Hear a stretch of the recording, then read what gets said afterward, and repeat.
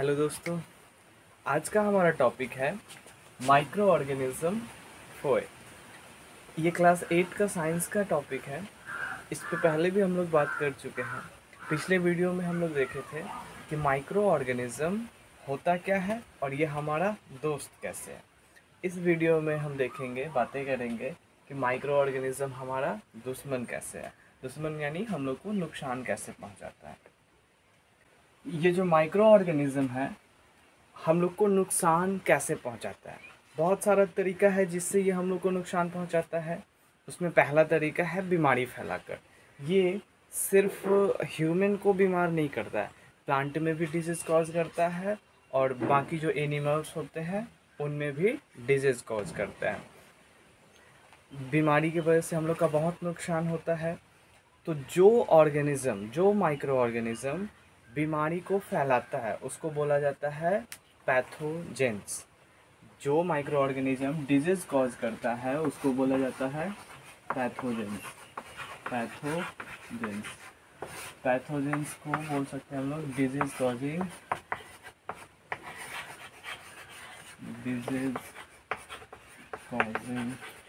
Microbes.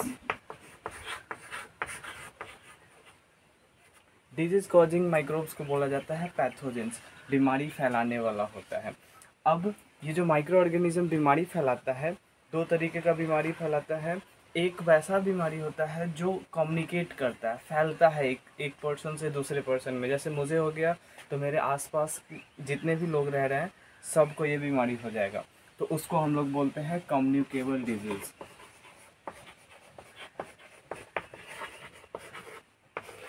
और दूसरा होता है नॉन कम्युनिकेबल। और दूसरा बीमारी होता है नॉन कम्युनिकेबल। तो दो तरीके का बीमारी फैलता है। कम्युनिकेबल जो एक पर्सन से दूसरे पर्सन में जाता है, और एक है नॉन कम्युनिकेबल जो फैलता नहीं। जैसे अभी कोरोना था, ये एक पर्सन से दूसरे पर्सन में फैल रहा था, तो ये किस कैटेगरी में आएगा? कम्युनिकेबल डिजीज़ के कैटेगरी में आएगा। ये जो कम्युनिकेबल डिजीज़ होता है ये कम्युनिकेट करता है, ट्रांसफ़र करता है इन्फेक्टेड पर्सन से हेल्दी पर्सन में। कम्युनिकेबल डिजीज़ ट्रांसफ़र करता है इन्फेक्टेड पर्सन से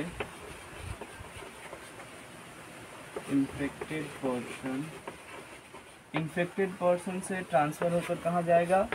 हेल्दी पर्सन के पास।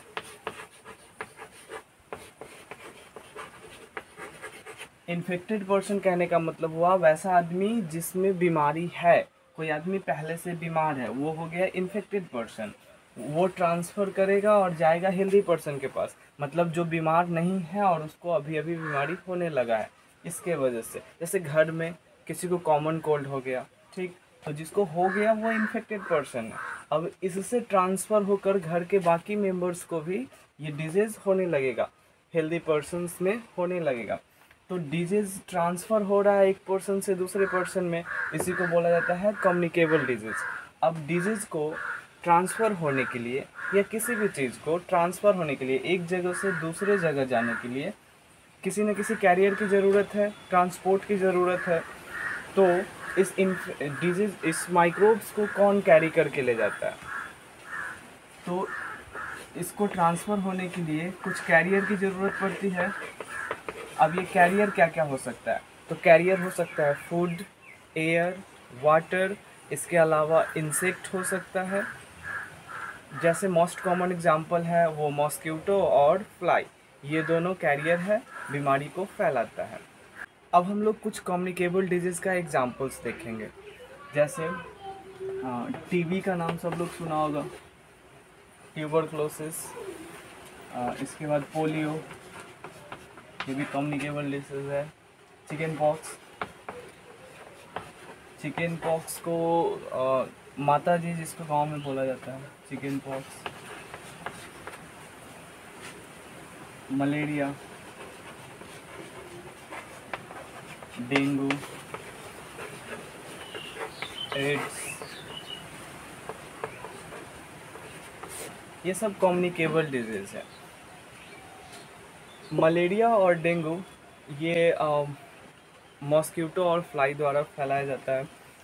जनरली फ्लाई और मॉस्किटो जो है ये कैरियर है किसका, पैथोजेंस का। पैथोजेंस को कैरी कर कर लेकर जाता है। कैसे लेकर जाता है, जैसे मॉस्किटो और फ्लाई ये सब जहाँ कूड़ा कचरा ज़्यादा होता है, गार्बेज होता है या डर्ट होता है, वहाँ जाके वहाँ पे ये बैठता है, जिसकी वजह से इसके पैर में स्टिक कर जाता है पैथोजेंस, और वो वहाँ पे बैठा, और हम लोग खाना खा रहे होते हैं उस पे आके बैठता है, खाना खुला छोड़ छोड़ दिए उस पे आके बैठता है। तो गार्बेज से पैथोजेंस कैरी करके आ गया ये हमारे घर में, फूड पे आ गया, और उस फूड को हम लोग जब खाएंगे तो पैथोजेंस हमारे बॉडी के अंदर, अब पैथोजेंस बॉडी के अंदर जाएगा तो हम लोग बीमार होंगे। तो इसी वजह से ये एडवाइस किया जाता है कि खाना को ज़्यादा देर खोल के खुला ना छोड़े। आप खा रहे हो तो उसको जल्दी से ख़त्म कर ले, ताकि पैथोजेंस का अटैक उस पर कम से कम हो, मक्खी उस पर कम लगे और पैथोजेंस उस पर ट्रांसफ़र कम हो, इस वजह से। और घर के आसपास पानी भी इकट्ठा नहीं होने देना चाहिए, क्योंकि मॉस्किटो जो होता है वो ब्रीड करता है कहाँ, पानी पे, पानी के सरफेस पे ही वो अंडा देता है। और जिस फीमेल एनोफिल्स मॉस्किटो एक होता है जो अंडा देती है और पानी पे, और वो उसको अपने बच्चे को पालने के लिए एक वार्म ब्लड चाहिए, जिसकी वजह से वो आकर हम लोग को काटती है। ये जो मलेरिया है ये मलेरिया फैलाती है female Anopheles mosquito, female Anopheles, ये एक मॉस्किटो का प्रजाति है, वो फैलाती है मलेरिया। डेंगू भी मॉस्किटो का प्रजाति ही फैलाता है, female Aedes, female female female Aedes mosquito, ये फीमेल मॉस्किटो है जिसके काटने से मलेरिया भी होता है और डेंगू, नाम अलग अलग है, मलेरिया एनोफिल्स मॉस्किटो और डेंगू एडिस, ठीक है। अब दोनों बीमारी जो है वो फीमेल्स मॉस्किटो ही फैलाती है, इसका मतलब ये नहीं कि सारा बीमारी का जड़ फीमेल ही होती है, इट इज़ जस्ट कोइंसिडेंस। अब ऐसा नहीं है कि डिजीज सिर्फ हम लोग में ही फैलता है, ये और भी अलग एनिमल्स जो होता है कैटल्स, उसमें भी डिजीज माइक्रोब्स द्वारा फैलाए जाते हैं, जैसे foot and mouth disease, foot and mouth,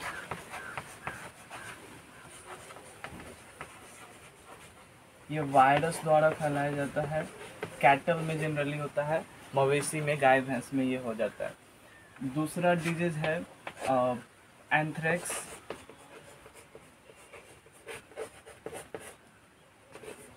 ये बैक्टीरिया द्वारा फैला जाता है।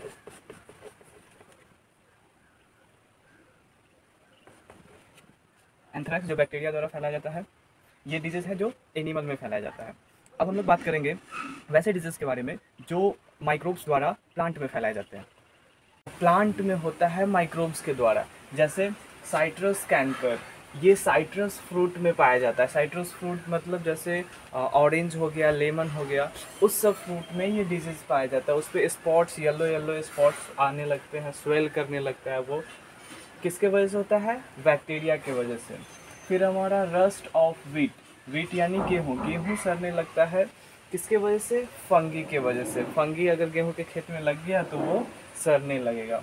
येलो वेन मोजाइक ऑफ भिंडी, भिंडी एक सब्जी होता है, उसके वेन में लिप्स पे येलो येलो स्पॉट्स आ जाता है, येलो मोजाइक, येलो स्पॉट्स आ जाता है, किसके वजह से होता है, वायरस के वजह से।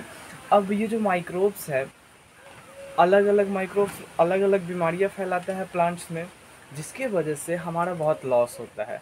मतलब हम लोग अगर एग्रीकल्चर से जुड़े हुए हैं तो बीमारी लग जाएगा तो उसका प्रोडक्टिविटी कम हो जाएगा, कम, जितना फलना चाहिए उससे कम फलेगा। जैसे आम का ही खेत है, आम के फल में अगर बीमारी लग गया तो वो जितना उसका प्रोडक्टिविटी होना चाहिए था उससे बहुत कम आएगा, जिससे फार्मर का क्या हो जाएगा, लॉस। तो उसको ट्रीट करने के लिए, उसको सॉल्व करने के लिए हम लोग को केमिकल्स का यूज़ करना पड़ता है। बहुत सारा इंसेक्टिसाइड आता है जिसका यूज़ करते हैं हम लोग, और फिर ताकि हम लोग प्रोडक्टिविटी को रीगेन कर सके, पहले जैसे उसको कर सकें। दोस्तों अगर लोग कंटिन्यू करने लगे इस वीडियो को तो बहुत लंबा हो जाएगा, तो बचा हुआ टॉपिक हम लोग अगले वीडियो में कंप्लीट करेंगे।